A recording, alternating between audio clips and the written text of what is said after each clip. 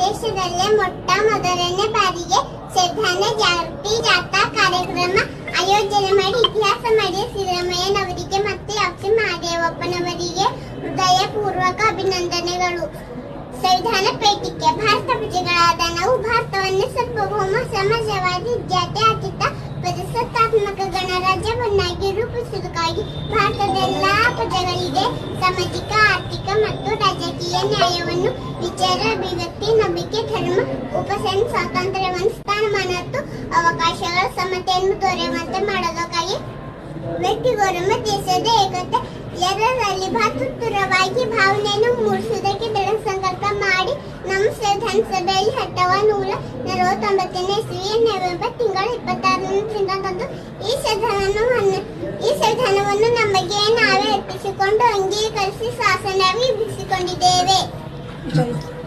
ಜೈ ಭೀಮ್. ಸಂವಿಧಾನ ಬರೆಯಲು ತೆಗೆದುಕೊಂಡ ಸಮಯ 2 ವರ್ಷ 11 ತಿಂಗಳ 18 ದಿನಗಳು. ಒಟ್ಟು ಶಬ್ದಗಳು 146,485. ಒಟ್ಟು ಪುಟಗಳ ಸಂಖ್ಯೆ 251. ಒಟ್ಟು ಹಸ್ತಾಕ್ಷರಗಳ ಸಂಖ್ಯೆ 284. ಸಂವಿಧಾನದ ತೂಕ 32 ಕಿಲೋಗ್ರಾಂ. ಖರ್ಚಾದ ಹಣ 64 lakhs. ಸಂವಿಧಾನ ಜಾರಿಗೆ ಬಂದದ್ದು 26 ಜನವರಿ 1950. 17ನೇ ವಿಧಿ ಅಸ್ಪೃಶ್ಯತೆ ನಿರ್ಮೂಲನೀಯ. 21ನೇ ವಿಧಿ ಶಿಕ್ಷಣದ ಹಕ್ಕು. 45ನೇ ವಿಧಿ ಮಕ್ಕಳಿಗೆ ಉಚಿತ ಮತ್ತು ಕಡ್ಡಾಯ ಶಿಕ್ಷಣ.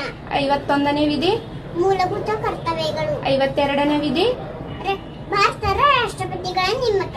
63ನೇ ವಿಧಿ ಉಪರಾಷ್ಟ್ರಪತಿಗಳ